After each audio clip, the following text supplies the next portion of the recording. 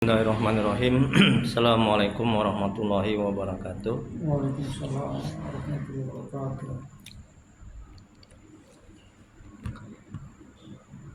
Baik, dalam kesempatan kali ini saya ingin menjelaskan Quran surat Quraisy ayat 3 sampai 4 ya. Auzubillahi dan nanti saya kaitkan dengan kajian Al-Hikam.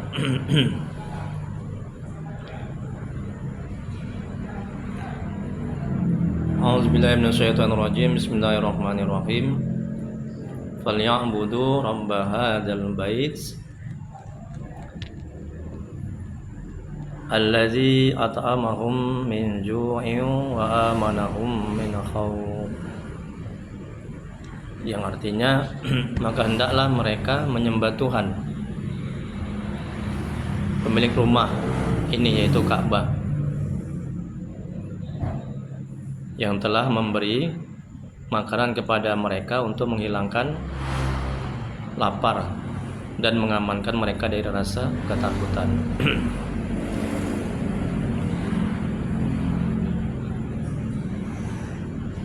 Dan Allah menyuruh ya untuk menyembahnya, ya, untuk beribadah kepadanya, ya, untuk mentauhidkannya. Nah, di dalam beribadah kepada Allah ya, harus ikhlas, ya, harus ikhlas. Kemudian jangan bergantung bersandar kepada amal. Agar apa? Agar amal ibadah diterima oleh Allah Subhanahu wa taala. Nah, dalam hal ibadah ya, Syekh Al-Imam berkaitan dengan ibadah ya, menyembah Allah. Berkaitan dengan ketaatan, Syekh Al-Imam Ibnu Athaillah As-Sakandari, semoga Allah merahmati dan meridhoinya. Amin. Beliau mengatakan dalam kitab Al-Hikam, kalam hikmahnya, jangan menuntut upah atas amal perbuatan yang bukan dilakukan oleh diri kita. Sebenarnya sudah cukup besar upah dari Allah untuk kamu ketika Allah menerima amal perbuatan kamu. Nah, berfirman dalam Al-Quran surat As-Saffat ayat 96, apa kata Allah? Padahal Allah lah yang menciptakan kamu dan apa yang kamu perbuat itu. Jadi dalam beribadah ya, dalam ketaatan kepada Allah, Al-Imam mengajarkan, menasihati kita supaya tidak menuntut upah, ya, tidak menuntut balasan atas amal ibadah ketaatan yang telah kita lakukan. Kalau itu yang kita lakukan, maka kita akan tidak ikhlas, nggak akan bisa ikhlas. Maka amal ibadah kita akan rusak. Nah, harus dipahami bahwa kita bisa beramal ibadah itu karena karunia Allah, anugerah Allah, kehendak Allah atas izin Allah. Nah, kalau tidak karena Allah, ya, ridha Allah, kehendak Allah, atas izin Allah, kita nggak bisa beramal ibadah. Nah, dan juga pada hakikatnya adalah perbuatan Allah sehingga kita bisa beramal ibadah. Jadi kata Al-Imam, sudah cukup besar upah dari Allah untuk kamu ketika Allah menerima. Nah, jadi amal ibadah yang kita lakukan Allah terima aja, itu sudah lebih dari cukup. Jadi ketika beramal ibadah jangan menuntut surga, jangan minta surga, ya, jangan minta dunia beserta isinya, jangan menuntut dunia beserta isinya.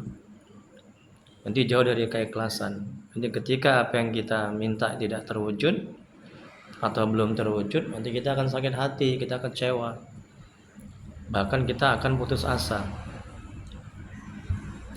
Ya, itu berarti kita bergantung, bersandar kepada amal ibadah, kepada kepada nafsu kita, ya, kepada apa lagi, kepada kehebatan kita, kepintaran kita. Nah, itu tidak baik seperti itu. Jadi seharusnya kita beramal ibadah itu kita bergantung kepada Allah, kepada rahmatnya, kepada karunia-Nya, sehingga amal ibadah kita bersih, murni, ya, ikhlas mata-mata karena Allah dan mengharap ridhonya. Nah, ayat ketiga dan keempat dalam Quran surat Quraisy ini, ya, itu Allah memerintahkan agar kita menyembah, ya, kepadanya yang telah memberikan makanan untuk menghilangkan lapar, ya. Jadi kesadaran ini manajemen hatinya perlu diingat, ya, perlu dipahami, kesadaran bahwa Allah yang memberi makan, Allah yang menghidupkan, Allah yang menghilangkan lapar, Allah yang mengamankan dari rasa ketakutan, seperti yang Allah jelaskan dalam Quran surat Quraisy ini, ya. Itu membuat kita itu bisa tergerak hati untuk mau beribadah kepada Allah, ya, mau taat kepada Allah. Nah, itu disadarkan dalam hati seperti itu, ya, agar tergerak hati untuk taat. Kalau tidak, kita tidak akan taat, ya, tergerak hati untuk taat. Kalau tidak, kita tidak akan beribadah, tergerak hati untuk beribadah. Ini manajemen hatinya agar kita tergerak hati, ya, untuk mau ibadah, untuk mau menyembah Allah, untuk taat kepada Allah. Disadarkan dalam hati, akal pikiran kita, ya, akan kemahabaikan Allah, ya, kemahakuasaan Allah, ya, yang telah memberi makanan seperti yang Allah jelaskan dalam Quran Quraisy ini, yang telah memberikan makanan, menghilangkan rasa lapar, memberikan rasa aman, ya, dari ketakutan, sehingga kita mau tergerak hati untuk beramal ibadah. Kemudian berikutnya, ya, dalam kitab Al-Hikam ini, ya, Syekh Ibrahim Al-Laqani mengatakan Allah yang menjadikan hamba dan segala perbuatannya. Jadi perbuatan kita ini Allah yang menjadikan, Allah yang menciptakan, ya. Amal ibadah kita yang kita lakukan ini Allah yang menciptakan. Ini pada hakikatnya perbuatan Allah. Nah, sadarkan seperti itu agar kita bisa ikhlas, agar kita bisa dekat dan mengenal Allah lebih dalam, agar kita tidak bergantung bersandar kepada amal perbuatan. Dia bergantung bersandar kepada Allah, kepada rahmatnya, kepada karunia-Nya. Nah, ini penting, ya. Jadi Ibrahim Al-Laqani tadi mengatakan, semoga Allah merahmati dan meridhoinya, Allah yang menjadikan hamba dan segala perbuatannya. Allah juga yang memberikan taufik kepada siapa yang akan sampai mendekat kepadanya. Nah, termasuk kita bisa beramal ibadah ini karena taufik.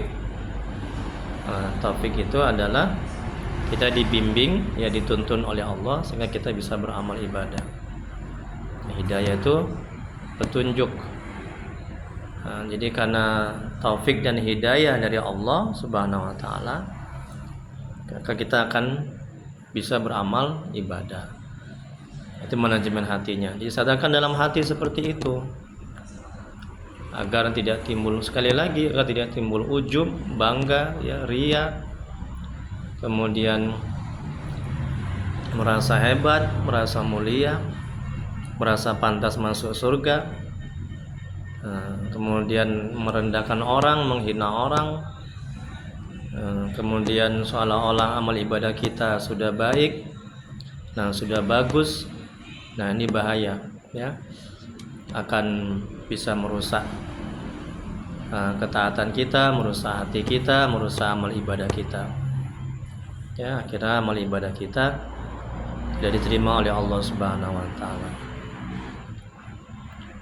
Jadi kembali tadi kepada kalam hikmahnya Syekh Imam Ibnu Athaillah Sakandari, semoga Allah merahmati dan meridhoinya, dalam kitab Al-Hikam dia mengatakan, jangan menuntut upah atas amal perbuatan yang bukan dilakukan oleh diri kita. Jadi kita beramal ibadah udah aja ikhlas ya karena Allah, mengharap ridha Allah. Jangan ada embel-embel beribadah supaya masuk surga, beribadah supaya dijauhkan dari neraka, beribadah agar karena objek-objek nafsu. Jangan ya. Kemudian jangan menuntut upah atas amal perbuatan yang bukan dilakukan oleh diri kita. Sebenarnya sudah cukup besar upah dari Allah untuk kamu ketika Allah menerima amal perbuatan kamu. Ya sudah cukuplah upah balasan ya atas diterimanya amal ibadah kita